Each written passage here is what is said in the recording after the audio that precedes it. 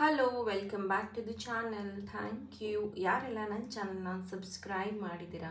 ಇವತ್ತಿನ ಟಾಪಿಕ್ ನಿಮ್ಮ person real true deep feelings ಏನಿದೆ ಪ್ರೀತಿಯಲ್ಲಿ ಅನ್ನೋದ್ರ ಬಗ್ಗೆ ಒಂದು ಟಾಪಿಕ್. ಓಪನ್ ಮೈಂಡೆಡ್ ಆಗಿ ಒಂದು ರೀಡಿಂಗ್ನ ನೋಡಿ. ಯಾವಾಗ ಫಸ್ಟ್ ಟೈಮ್ ನೋಡ್ತಿರೋ ಆವಾಗ ಇದು ರೆಸೊನೇಟ್ ಆಗುತ್ತೆ.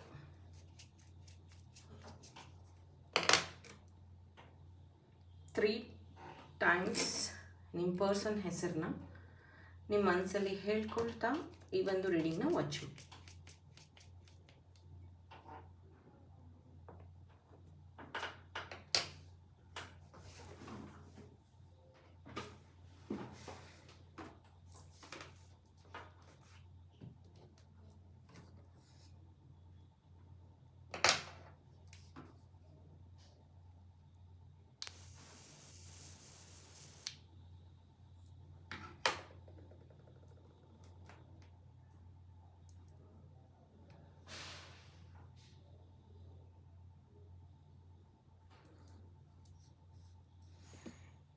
ಈಗ ನಿಮ್ಮ ಮನಸ್ಸಿನಲ್ಲಿ ನಿರಂತರವಾಗಿ ಯಾವ ವ್ಯಕ್ತಿ ಬರ್ತಿದ್ದಾರಲ್ವ, ಸೊ ಅವ್ರ ಮುಖನ ನೆನಪಿಸ್ಕೊಳ್ಳಿ, ಅವ್ರ ಧ್ವನಿನ ನೆನಪಿಸ್ಕೊಳ್ಳಿ.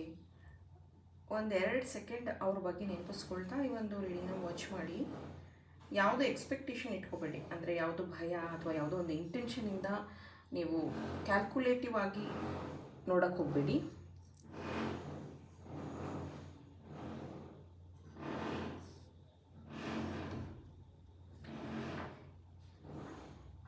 ಅವ್ರ ಮನಸ್ಸಿನಲ್ಲಿ ನಿಮ್ಮ ಪ್ರೆಸೆನ್ಸ್ ಇನ್ನೂ ಇದೆ, ಅಂದರೆ ನಿಮ್ಮ ಬಗ್ಗೆ ಅವ್ರು ಡೈಲಿ ಯೋಚನೆ ಮಾಡ್ತಾರೆ. ಕೆಲವೊಂದು ಸತಿ ನಿಮ್ಮ ನೆನಪು ಅವರಿಗೆ ಸಡನ್ನಾಗಿ ಬರೋವಂಥದ್ದು, ಅಂದರೆ ನಾನು ಮರ್ತು ಬಿಟ್ಟಿದ್ದೀನಿ ಅಂದ್ಕೊಂಡಿರ್ತಾರೋ ಅಥವಾ ಕೇರ್ಲೆಸ್ ಆಗಿರ್ತಾರೋ ಗೊತ್ತಿಲ್ಲ, ಸಡನ್ನಾಗಿ ನಿಮ್ಮ ನೆನಪು ಅವ್ರಿಗೆ ಕಾಡುವಂಥದ್ದು.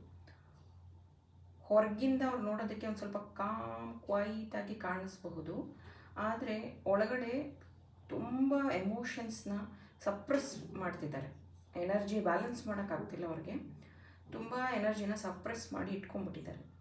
ಅವ್ರು ನಿಮ್ಮ ಬಗ್ಗೆ ಯೋಚಿಸಿದಾಗೆಲ್ಲ 2 ಆಪ್ಷನ್ಸ್, 2 ಫೀಲಿಂಗ್ಸ್ ಅವ್ರಿಗೆ ಬರುವಂಥದ್ದು. ಒಂದು ಕಡೆ ಅಟ್ರಾಕ್ಷನ್, ಇನ್ನೊಂದು ಕಡೆ ಎಮೋಷ್ನಲ್ ಕನೆಕ್ಷನ್.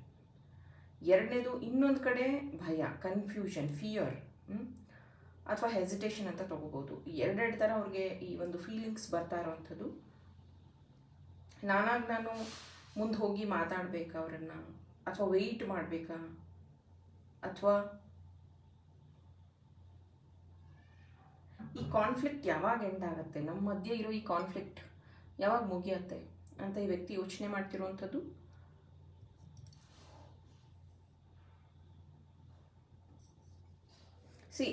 ಅವ್ರ ಪಾಯಿಂಟ್ ಆಫ್ ವ್ಯೂ ಅಲ್ಲಿ ನೀವೊಂದು ಸಾಮಾನ್ಯ ವ್ಯಕ್ತಿ ಅಂತೂ ಅಲ್ವೇ ಅಲ್ಲ. ಓಕೆ, ಸೊ ಅದಕ್ಕೇ ಅವ್ರು ನಿಮ್ಮನ್ನು ಪ್ರೀತಿ ಮಾಡಿರೋದು, ಅಥವಾ ಅವ್ರು ನಿಮ್ಮನ್ನು ಲೈಫಲ್ಲಿ ಚೂಸ್ ಮಾಡಿರೋದು, ಅಥವಾ ನಿಮ್ಮನ್ನು ಬಿಟ್ಟಿರೋಕ್ಕಾಗದೇ ಇರೋವಂಥದ್ದು. ನಿಮ್ಮ ಪರ್ಸ್ನಾಲಿಟಿ, ನಿಮ್ಮ ಮಾತು, ನಿಮ್ಮ ಎನರ್ಜಿ ಇವೆಲ್ಲನೂ ಯಾವುದೋ ಒಂದು ಅವರಿಗೆ ತುಂಬ ಡೀಪ್ ಮೆಮೊರೀಸ್ನ ಕ್ರಿಯೇಟ್ ಮಾಡಿದೆ. ತುಂಬ ಡೀಪಾಗಿ ಅವರು ನಿಮ್ಮ ಬಗ್ಗೆ ಯೋಚನೆ ಮಾಡೋ ಹಾಗೆ ಮಾಡಿದೆ. ನಿಮ್ಮಲ್ಲಿ ಅವ್ರ ಎಮೋಷ್ನಲ್ ಸ್ಟ್ರೆಂತ್ ಇದೆ, ನೋಡ್ಬೋದು ನೀವು ಅಷ್ಟೇ. ಆದರೆ ಅವ್ರು ಕೆಲವೊಂದು ಸತಿ ತುಂಬ ಡಿಫ್ರೆಂಟಾಗಿ ಅನಿಸ್ಬಿಡ್ತಾರೆ ನಿಮಗೆ. ನಿಮ್ಗನ್ಸುತ್ತೆ ಒಂದು ಸತಿ, ಅವ್ರಿಗೆ ನಿಜವಾಗ್ಲೂ ನನ್ನ ಬಗ್ಗೆ ಫೀಲಿಂಗ್ ಇದೆಯಾ, ಈ ಪ್ರಶ್ನೆ ನಿಮ್ಗೆ ಯಾವಾಗಲೂ ಕಾಡ್ತಿರುತ್ತೆ. ಈಗಲೂ ನೀವು ಅನ್ಕೋಬೋದು, ನಾನು ಅಂದ್ಕೊಂಡಷ್ಟು ಪ್ರೀತಿ, ನಾನು ಅಂದ್ಕೊಂಡಷ್ಟು ಫೀಲಿಂಗ್ ನಿಜವಾಗ್ಲೂ ಇದೆಯಾ ಅವರಿಗೆ.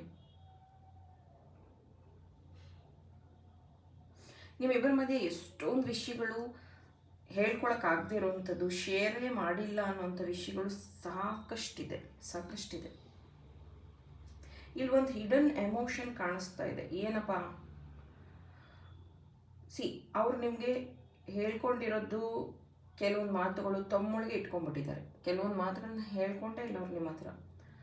ಅದು ಯಾವುದು, ಅವ್ರು ನಿಮ್ಮಿಂದ ಮುಚ್ಚಿಟ್ಟಿರುವಂತಹ ವಿಷಯಗಳು ಯಾವುದಿರಬಹುದು, ಆ ಎಮೋಷನ್ ಯಾವುದಿರಬಹುದು. ಎನಿಗೆಸ್ ಏನು ಅಂತಂದರೆ, ಅವರು ಅಪಾಲಜಿ ಕೇಳದೇ ಇರುವಂಥದ್ದು, ಸಾರಿ ಕೇಳದೇ ಇರುವಂಥದ್ದು, ಅಥವಾ ಐ ಮಿಸ್ ಯು ಅಂತ ಹೇಳದೇ ಇರುವಂಥದ್ದು ಆಗಿರ್ಬೋದು, ಅಥವಾ ರಿಲೇಷನ್ಶಿಪ್ಗೆ ಇನ್ನೊಂದು ಚಾನ್ಸ್ ಕೊಡಬೇಕು ಅನ್ನುವಂಥ ಕಾನ್ಫ್ಲಿಕ್ಟ್, ಕನೆಕ್ಷನ್, ಈಗೋ. ಆದರೆ ಅವ್ರಿಗಿರೋ ಈಗೋ ಅಥವಾ ಫಿಯರ್, ಭಯದಿಂದ ಅವರು ತಡೀತಾ ಇದ್ದಾರೆ, ಇದು ಸಾಧ್ಯ ಆಗುತ್ತೋ ಇಲ್ವೋ ಅನ್ನೋಂಥ ಕನ್ಫ್ಯೂಷನ್ ಇದೆ ಅವ್ರಿಗೆ ರಿಜೆಕ್ಷನ್ ಆಗಿಬಿಡತ್ತಾ, ಅವ್ರನ್ನ ರಿಜೆಕ್ಟ್ ಮಾಡಿಬಿಡ್ತಾರ, ತಪ್ಪು ತಿಳ್ಕೊಂಡ್ಬಿಡ್ತಾರ ಅನ್ನೋ ಭಯ ಕಾಡ್ತಿದೆ ಅವ್ರಿಗೆ. ಅಥವಾ ನಿಮ್ಮಿಬ್ಬರ ಹಿಂದಿನ ಕಾನ್ವರ್ಸೇಷನಿಂದ ಅಥವಾ ಹಿಂದಿನ ಜಗಳದಿಂದ ಮಿಸ್ಅಂಡರ್ಸ್ಟ್ಯಾಂಡಿಂಗ್ ಏನು ಕ್ರಿಯೇಟ್ ಆಗಿದೆಯಲ್ಲ, ಅದು ಇನ್ನೂ ಅವ್ರ ಮನಸ್ಸಲ್ಲಿ ಆಳವಾಗಿ ಉಳಿದ್ಬಿಟ್ಟಿದೆ. ಆ ಒಂದು ಕನ್ಫ್ಯೂಷನ್ ಇದೆಯಲ್ಲ, ಅದು ದೊಡ್ಡದಾಗಿದೆ. ಅಥವಾ ಥರ್ಡ್ ಪಾರ್ಟಿಯಿಂದನೋ ಅಥವಾ ಬೇರೆಯವರಿಂದನೋ ಅದನ್ನು ಪಾಲಿಷ್ ಮಾಡಿಬಿಟ್ಟು ಇನ್ನೂ ದೊಡ್ಡದಾಗಿ ಅದನ್ನು ಕ್ರಿಯೇಟ್ ಮಾಡಿರೋವಂಥದ್ದಿದೆ. ಅವರಿಂದ ನೀವು ಏನು ಎಕ್ಸ್ಪೆಕ್ಟ್ ಮಾಡ್ಬೋದು? ಒಂದು ಸಿಂಪಲ್ಲಾಗಿ ಒಂದು ಮೆಸೇಜ್ ಬರ್ಬೋದು, ಒಂದು ಕಾಲ್ ಬರಬಹುದು, ಅಥವಾ ಸೋಷಿಯಲ್ ಮೀಡಿಯಾಯಿಂದ ನಿಮ್ಗೇನಾದರೂ ಒಂದು ಲೈಕ್ಸ್, ಶೇರ್ ಆ ಥರ ಏನಾದರೂ ಬರ್ಬೋದು.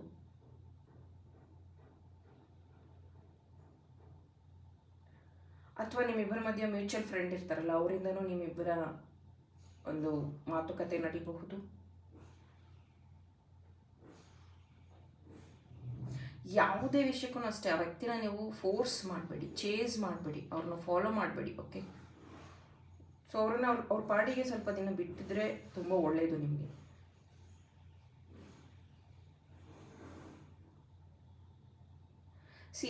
ನಾನು ಹೇಳೋದೇನೆಂದರೆ, ನೀವು ನಿಮ್ಮ ಎನರ್ಜಿನ ನಿಮ್ಮ ಕಡೆಗೆ ಹಿಂದಕ್ಕೆ ತಗೊಂಡಿದ್ದೇ ಆದರೆ, ಅಂದರೆ ಸಿಚುವೇಶನ್ನ ಹೆಚ್ಚು ಕ್ಲಾರಿಟಿ ನಿಮಗೆ ಸಿಕ್ಕತ್ತೆ.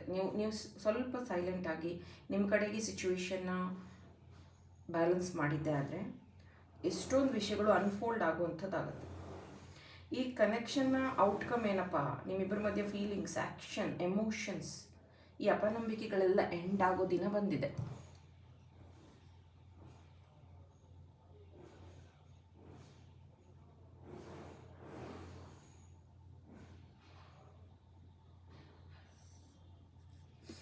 ನಿಮ್ಗೆ ಅನಿಸ್ಬೋದು, ಏನು ಹೇಳ್ತಾ ಇದ್ದೀರಾ ನೀವು, ನಮ್ಮಿಬ್ಬರ ಮಧ್ಯೆ ಎಮೋಷನ್ಸೇ ಇಲ್ಲ ಅಂತೆಲ್ಲ ನೀವು ಹೇಳ್ಬಹುದು. ಹಾಗೇನಿಲ್ಲ, ಈ ಕನೆಕ್ಷನಲ್ಲಿ ಎಮೋಷನ್ ಸಂಪೂರ್ಣ ಮುಗ್ದಿದೆ ಅಂತ ನಾವು ಹೇಳೋಕ್ಕಾಗಲ್ಲ. ಯಾಕಂದರೆ ಇನ್ನೂ ಕ್ಲಾರಿಟಿ ಸಿಗೋದು ಬಾಕಿ ಇದೆ. ಕರ್ಕಾಟಕ ರಾಶಿ, ಮಿಥುನ ರಾಶಿ, ಸಿಂಹ ರಾಶಿ, ಕನ್ಯಾ ರಾಶಿ, ಮೇಷರಾಶಿ ಪ್ರೆಸೆಂಟ್ ಇರುವಂಥದ್ದಿದೆ. ನಿಮ್ಮ ಹೆಸರಲ್ಲಿ ಅಥವಾ ಅವರ ಹೆಸರಲ್ಲಿ ಈ ರಾಶಿ ಬರ್ತಿರಬಹುದು.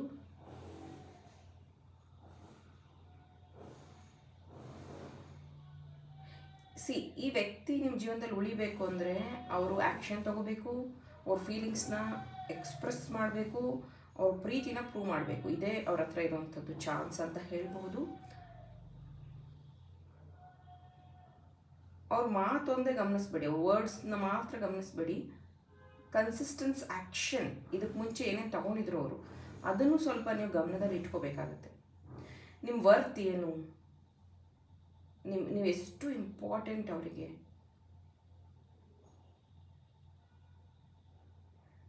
ನಿಮ್ಮನ್ನು ಯಾಕೆ ಚಾಯ್ಸ್ ಮಾಡಿದ್ದಾರೆ, ಇದನ್ನು ಸ್ವಲ್ಪ ಆಳವಾಗಿ ನೀವು ಯೋಚನೆ ಮಾಡಬೇಕು.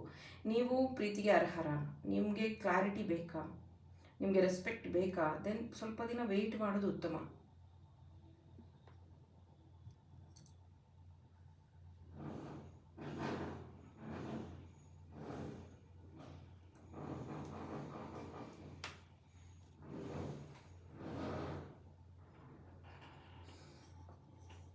ಎಷ್ಟೊಂದು ಸತಿ ಇವರು ಬೇರೆಯವ್ರ ಹತ್ರ ಹೇಳ್ಕೊತಾರೆ, ನಾನು ಮಾತ್ರ ಅಷ್ಟು ಪ್ರೀತಿ ಮಾಡ್ತೀನಿ, ಅಷ್ಟು ಪ್ರೀತಿ ಕೊಡ್ತೀನಿ, ಬಟ್ ಅವ್ರ ಕಡೆಯಿಂದ ಯಾವುದೂ ರೆಸ್ಪಾನ್ಸ್ ಇಲ್ಲ.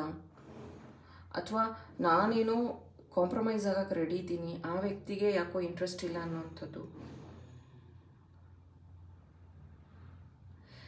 ನಿಮ್ಮ ಲೈಫಲ್ಲಿ ಏನಾಗಿದೆ ಅಂದರೆ, ನೀವು ಸ್ವಲ್ಪ ಸ್ಪಿರಿಚುವಲಿ ಗ್ರೋತ್ ಆಗ್ತಿರೋವಂಥದ್ದು, ಸ್ಪಿರಿಚುವಲಿ ಇಂಡಿಪೆಂಡೆಂಟ್ ಆಗ್ತಿರೋವಂಥದ್ದು, ಫಿನಾನ್ಷಿಯಲಿ ಇಂಡಿಪೆಂಡೆಂಟ್ ಆಗ್ತಿರೋವಂಥದ್ದು. ಎಲ್ಲೋ ಒಂದು ಕಡೆ ನಿಮಗೆ ಈ ವ್ಯಕ್ತಿ ಬಗ್ಗೆ ಪ್ರೀತಿ ಕಮ್ಮಿ ಆಗಿದೆ ಅಂತಲ್ಲ, ನಿಮ್ಮ ಬಗ್ಗೆ ರೆಸ್ಪೆಕ್ಟ್ ಜಾಸ್ತಿ ಆಗಿದೆ ಅಂತ ಕಾಣಿಸ್ತಾ ಇದೆ. ನಿಮ್ಮ ಬಗ್ಗೆ ರೆಸ್ಪೆಕ್ಟ್ ಜಾಸ್ತಿ ಆಗಿರೋವಂಥದ್ದು. ನೀವು ಯಾರನ್ನು ಇಲ್ಲಿ ದೋಷಿಸ್ತಾ ಇಲ್ಲ, ಅಥವಾ ಟಾರ್ಗೆಟ್ ಮಾಡ್ತಾ ಇಲ್ಲ, ಅಥವಾ ಕ್ಲಾರಿಟಿ ಕೇಳ್ತಾ ಇಲ್ಲ. ಈ ಒಂದು ಕ್ಯಾಂಡಲ್ನ ನೋಡ್ತಾ ಇರಿ, ಎಷ್ಟು ಕ್ಲಿಯರ್ ಆಗಿದೆ, ಎಷ್ಟು ಬ್ರೈಟ್ ಆಗಿದೆ, ಎಷ್ಟು ಬ್ಯೂಟಿಫುಲ್ ಆಗಿದೆ. ಹಾಗೆಯೇ ನೀವು ನಿಮ್ಮ ಜೀವನವನ್ನು ನೋಡ್ತಾ ಇದ್ದೀರಾ, ಅಷ್ಟೇ ಬ್ಯೂಟಿಫುಲ್ಲಾಗಿ, ಅಷ್ಟೇ ಕ್ಲಾರಿಟಿಯಾಗಿ ನೋಡ್ತಾ ಇದ್ದೀರಾ. ಈಗ ನಿಮಗೆ ಯಾರ ಒಂದು ಸಹಾಯ ಬೇಕು ಅನ್ನೋದಕ್ಕಿಂತ ನೀವು ಕೊಟ್ಟಿರೋ ಪ್ರೀತಿ 100%, ನೀವು ಅವ್ರಿಗೆ ತೋರಿಸಿದಂತಹ ಪ್ರೀತಿ 100%, ನಿಮ್ಮಲ್ಲಿ ಯಾವುದೇ ಕಲ್ಮಶ ಪ್ರೀತಿ ಇಲ್ಲ. ಸೊ ನಿಮಗೆ ಎಲ್ಲೋ ಒಂದು ಕಡೆ ಒಂದು ಆ ನಂಬಿಕೆ, ಈ ವ್ಯಕ್ತಿಗೆ ಅವರೇ ಆ ಒಂದು ರಿಯಲೈಸೇಷನ್ ಆದಮೇಲೆ ಬರಲಿ, ಅಥವಾ ಅವರು ನಾನು ಹೇಳೋ ವಿಷಯವನ್ನು ಯಾವಾಗ ಅರ್ಥಕೋತಾರೋ, ಯಾವಾಗ ಅವ್ರಿಗೊಂದು ಕ್ಲಾರಿಟಿ ಸಿಕ್ಕುತ್ತೋ ಅಲ್ಲಿವರೆಗೂ ನಾನು ವೆಯ್ಟ್ ಮಾಡ್ತೀನಿ ಅನ್ನೋಂಥದ್ದು ನಿಮ್ಮ ಯೋಚನೆ ಆಗಿದೆ. ಸೊ ಇದು ಕ್ಯಾಂಡಲ್ ರೀಡಿಂಗ್ ಆಗಿತ್ತು. ಇದೇ 9ನೇ ತಾರೀಕು ಆಗಸ್ಟ್ ಮನಿ ಮ್ಯಾನಿಫೆಸ್ಟೇಷನ್ 1 ಡೇ ವರ್ಕ್ಶಾಪ್ನ ಕಂಡಕ್ಟ್ ಮಾಡ್ತಾ ಇದ್ದೀನಿ ಎಲೆಕ್ಟ್ರಾನಿಕ್ ಸಿಟಿಯಲ್ಲಿ. ಇಂಟ್ರೆಸ್ಟ್ ಇರೋವಂಥವ್ರು ಜಾಯಿನ್ ಆಗಬಹುದು. ಅಡ್ವಾನ್ಸ್ ಮನಿ ಟೆಕ್ನಿಕ್ಸ್ನ ನಾನು ಹೇಳ್ಕೊಡ್ತೀನಿ ಅಲ್ಲಿ. ಇದು ನನ್ನ ವಾಟ್ಸಪ್ ನಂಬರ್ಗೆ ಮೆಸೇಜ್ ಮಾಡಿ ಜಾಯಿನ್ ಆಗಬಹುದು. Thank you.